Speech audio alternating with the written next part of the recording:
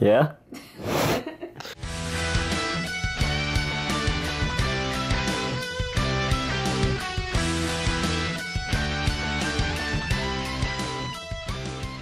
What is going on, ladies and gentlemen? AJ Good here at the House of Masks, accompanied by the lovely, late, great Kate. And today we are going to be doing a video that we have been wanting to do for a while. I've been wanting to do it for a while. I'm pretty certain she could give a shit less. Couldn't give a shit less.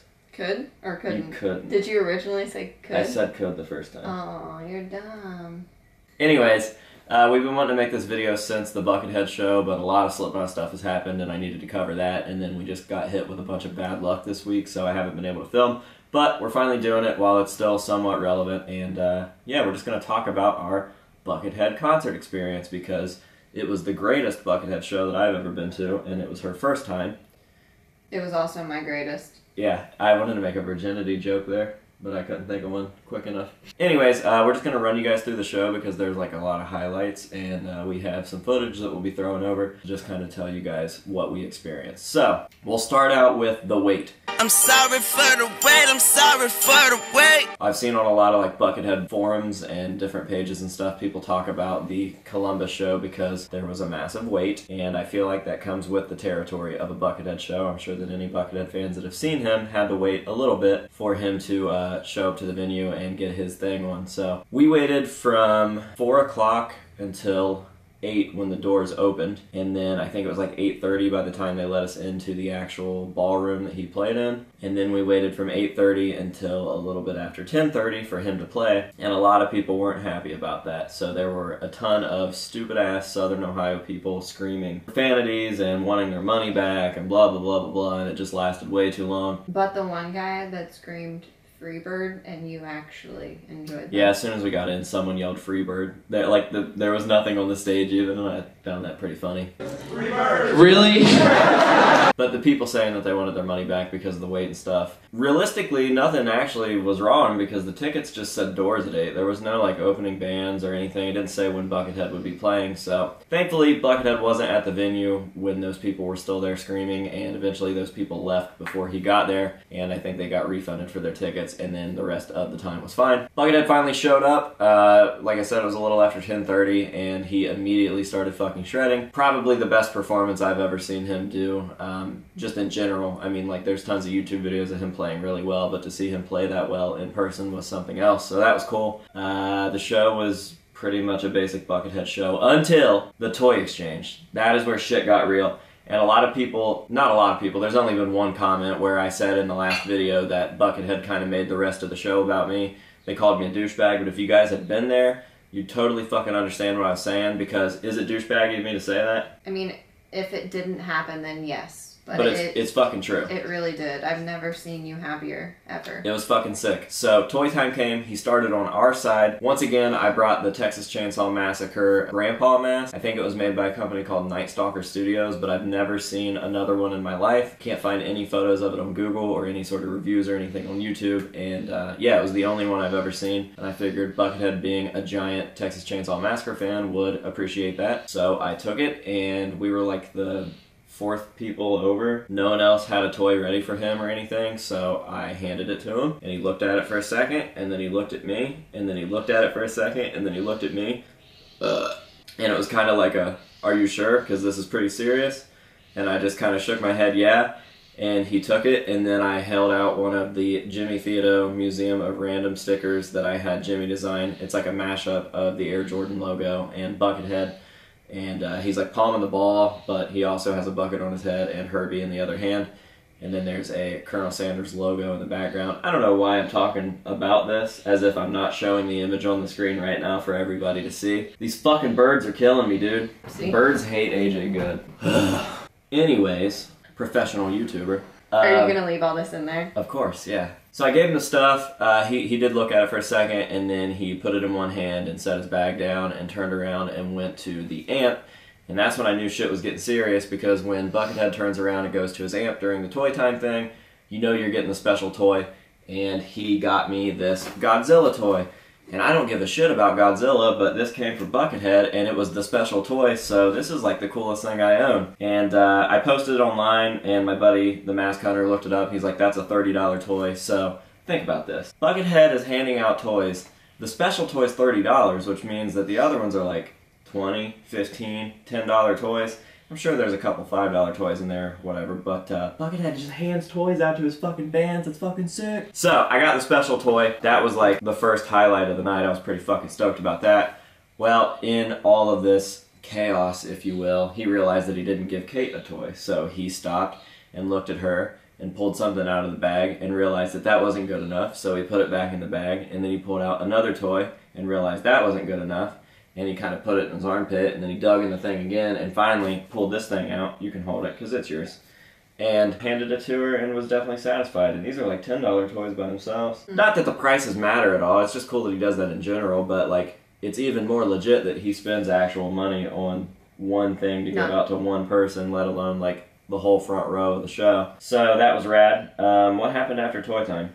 Oh, I had a bucket that I had made that had my logo on it and had Jimmy Theodo's sticker on it, the one that I gave him with him doing the Air Jordan thing. And I kind of pointed at the bucket and I like notioned, hey, will you wear this? And he put his finger out and was like, yeah, like 1 second. He said all of this without any actual words. There was just an understanding there. Finished handing out his toys or whatever, went back to playing. Honestly, I thought that he forgot about the bucket because a while had gone by and he didn't grab it, but I didn't want to be annoying and like try to offer it to him again because clearly he said one second. So then Jordan, like the intro to Jordan starts and people are like, yeah, because everybody knows Jordan, it's on Guitar Hero or whatever, and he walks over to me and he grabs the bucket and he puts it on perfectly. Both logos are sticking straight out and he starts playing Jordan. And people lose their fucking minds because he just put on my bucket and he is playing Jordan. And like 4 measures into the song, he comes over and puts his guitar in my face. And I've never seen him do that in my life, aside from the actual kill switch thing that he does at shows. This one was like way more personal and it caught me off guard. Like I was filming because he had my bucket on. I thought that was fucking sick. And it caught me off guard, but I like tried to play Jordan and I kind of butchered it a little bit, but it was okay. And when that hit the internet, a bunch of Buckethead fans were like, I've never seen him do that during Jordan, like that's fucking crazy, blah blah blah. So I was like, oh my god, it's fucking sick. And that was pretty cool. And then typically when he takes your bucket, he'll wear it for like a song or two and then hand it back to you, but he kept my bucket, which I thought was really interesting because he doesn't do that, and I think like Buckethead fans that are well versed in the Buckethead knowledge or whatever know that he doesn't like keeping buckets. You gotta think of how many fucking buckets this dude has. Like his whole career's worth of stacking buckets in his house or whatever. So I found it really, really interesting that he kept my bucket. On top of all that, it was just a really good show. Like he played really well, and the kill switch thing is always fun. So I got to play the kill switch twice. Why don't you talk about the feeling that you had when he first walked out, though? You didn't. I always have that. Like, even the first time I saw him, I wasn't, like, super into him the way that I am now. But the second that he walks out of this little black door and onto that tiny-ass stage, he's like, from me to you, it's, like, the most larger-than-life feeling ever. And I've seen a lot of, like, larger-than-life people. Obviously, I've fucking interviewed Corey Taylor. I've hung out with Jay Weinberg.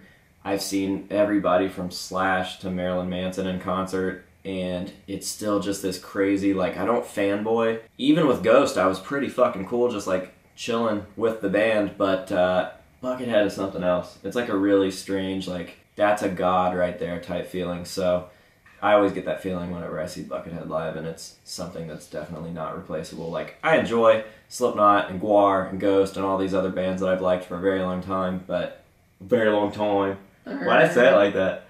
Buckethead is something different, so that, yeah, that's the feeling I get. That's what she's talking about. I felt as if he was staring into my soul, oftentimes.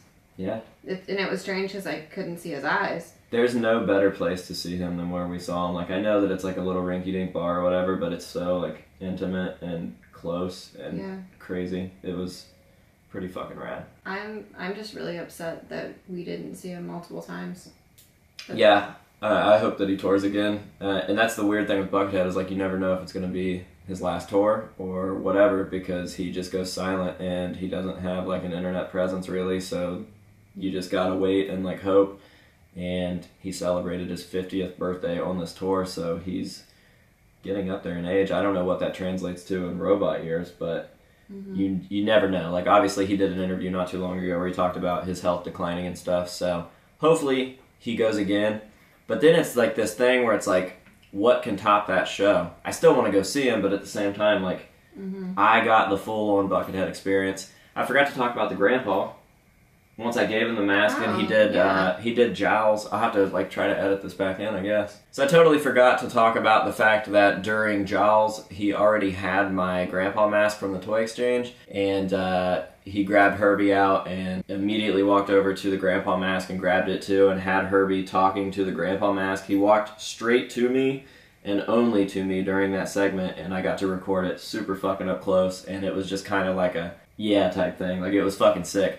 Something someone said at the show, I didn't want to say it, but I definitely had like my thoughts about it, because I didn't want to seem like a douchebag, like you guys all think I am for some reason, but somebody there was like, he probably knows who you are. And I was like, yeah, maybe. Like, maybe after I gave him the mask, he looked at me and realized who I was, because there's no way that the dude doesn't use the internet, like, especially all the pop culture shit he's into. He's probably a fan club member of, like, everything he finds cool, so there's a chance that he's, like, looked up Buckethead on YouTube and seen my videos. I'm pretty much the only person, or was for the longest time. I mean, obviously Douglas Little and the Mask Hunter in on it now, but I was doing Buckethead collection stuff back in like 2013. So there's a chance he's seen my videos and maybe knew who I was and was just trying to give me a really rad show, which he did. And if that's the case, that's fucking awesome. I wish he would reach out, because I really like a stage-used mask. But yeah, so I think that's all about the concert, unless Kate has anything else to add.